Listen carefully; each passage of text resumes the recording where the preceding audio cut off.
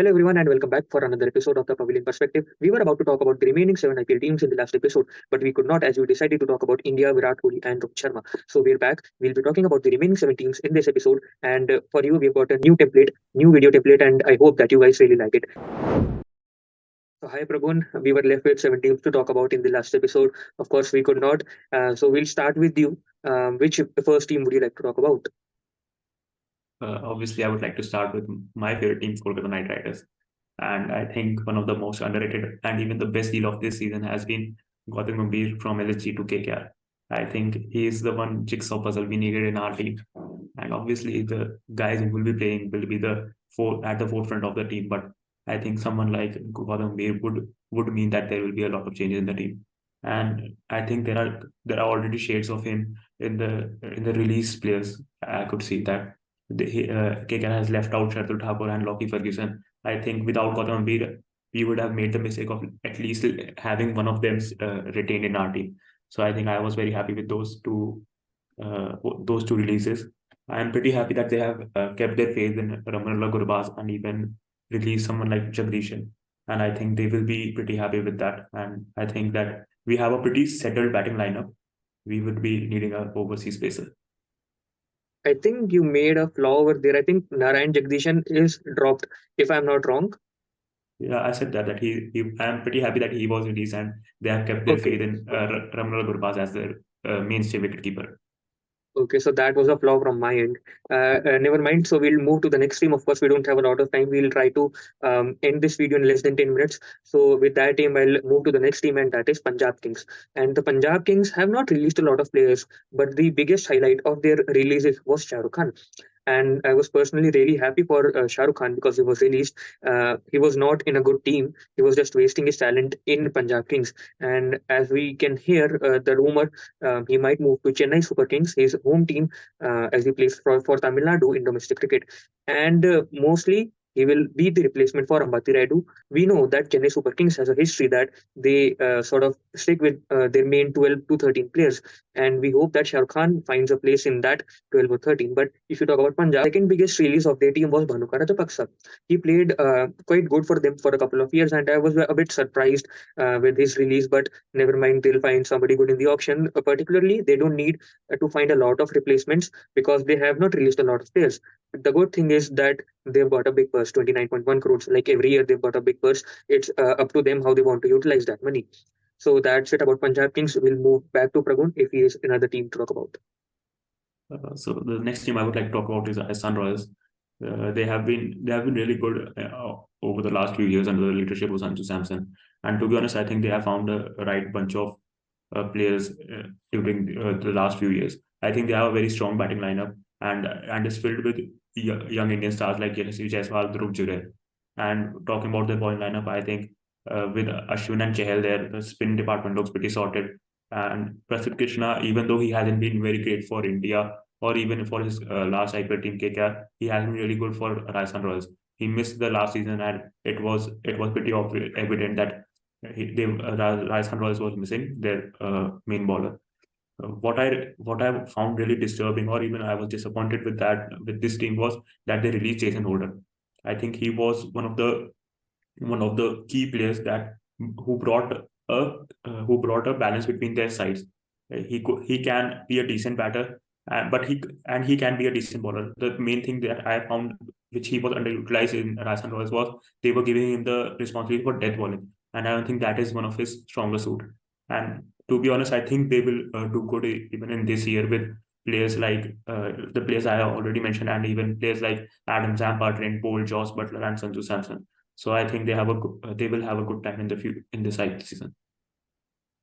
Like you said that they have been pretty well under Sanju Samson's captaincy for a couple of years, and it was really surprising to see them not qualifying for the knockouts last year.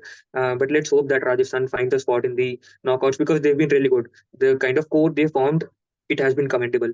And we'll now move to the next team, that is Chennai Super Kings. Of course, a lot of people would be waiting for Chennai Super Kings in this particular podcast. And the biggest release, as everybody knows, has been Ben Stokes. He himself made himself unavailable. And if would have made himself available, I think then also Chennai Super Kings would have released him.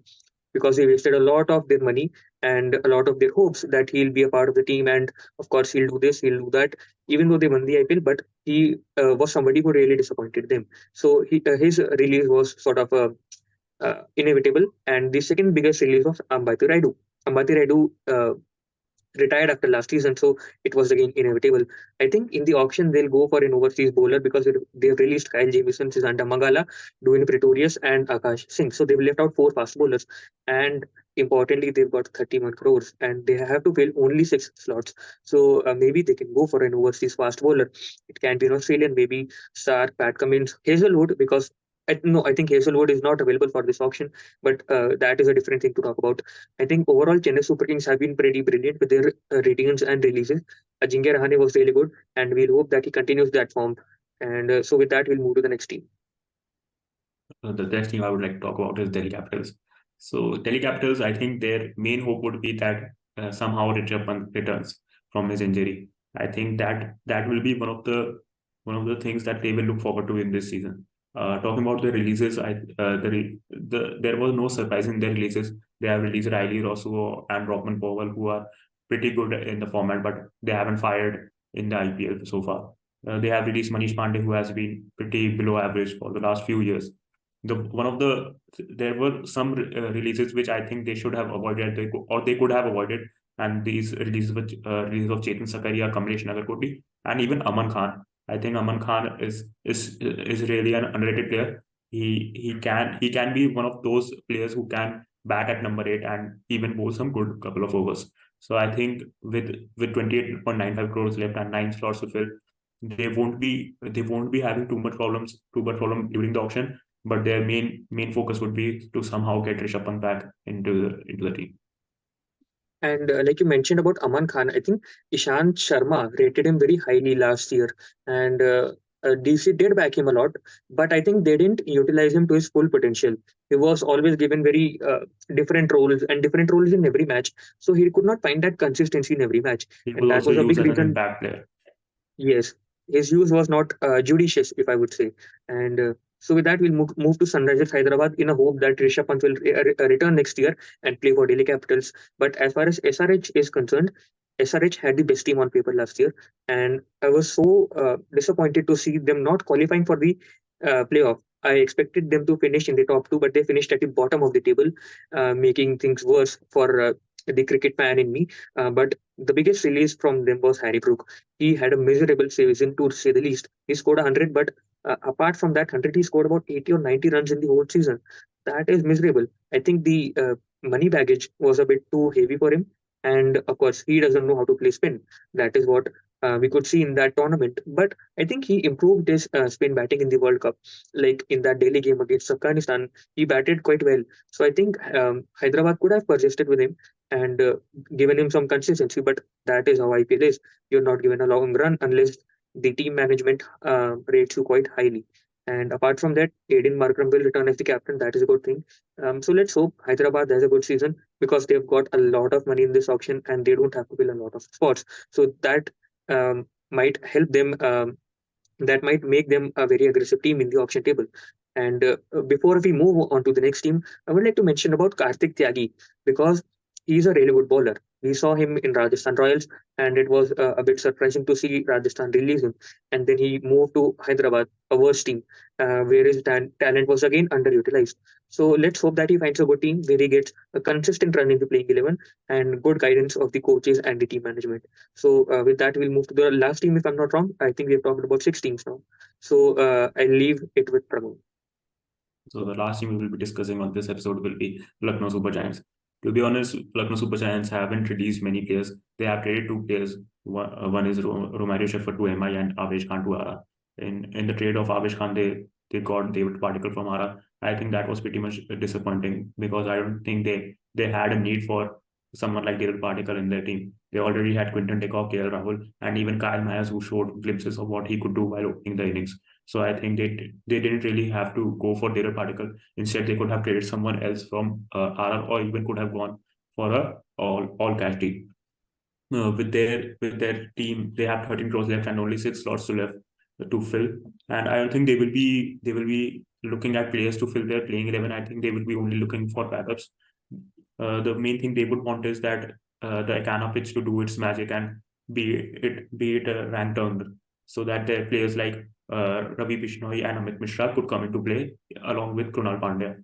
I think with Devar Padikkal, what they are trying to do is that in the matches of 130 and 140 scores, I think they can have a player like Devar Padikkal who can bat for longer duration with that strike rate to help you win the game. So I think Devar Padikkal could be a great player while playing on the Ekana pitch, but I don't think they should look at him while playing away from home.